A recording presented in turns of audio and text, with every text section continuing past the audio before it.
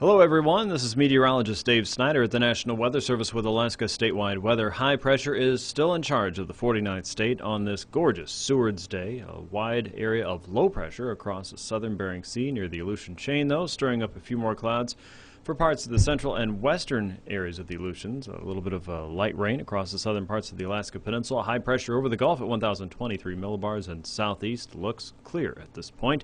Another wave of low pressure is situated just south and west of the Pacific Northwest, and that will continue to creep its way northward just a little bit more in the coming days. Pockets of rain and snow found out around the Pribilofs today, and a pretty expansive area of cloud cover running up the west coast and into the Bering Strait. Some low clouds across the Arctic coast, but other than that, most of the weather across the interior is high and dry. Tonight's forecast shows a weak area of colder air dropping southward and nudging up against the northern parts of the eastern Alaska Range. As you get into the Yukon, you might run into a few more snow showers there, but the air across Alaska does look pretty dry. We're not predicting any precipitation at this point. High pressure across the eastern Gulf holds firm at 1,017 millibars, and our low pressure system traveling across the central and western part of the chain is weakening. The occlusion is still situated very close to the Pribilofs, and that frontal boundary will drape over the Alaska Peninsula and into the western Gulf. Along it, you may find some pockets of rain and snow.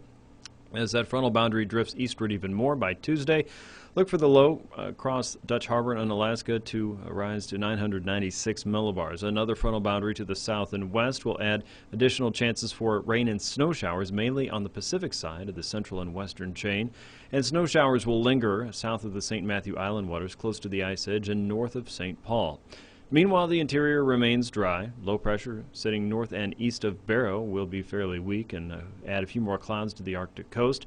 Look for south central to be fairly clear. As we get into Wednesday, a few more clouds drift southward over the Seward Peninsula, north of the Yukon Valley, and into the eastern part of the interior. Low pressure sneaks into the eastern Gulf, and with that, another opportunity for rain returns to southeastern Alaska. Pockets of rain and snow for the north, and mainly rain down to the south. Across the Alaska Peninsula, rain and snow showers are possible along a deteriorating trough of low pressure. With low pressure south of Adak and Atka, a chance of rain is expected across the central and eastern sections of the chain. With Alaska statewide weather, I'm meteorologist Dave Snyder. You can get your latest forecast anytime by heading to weather.gov and clicking on Alaska.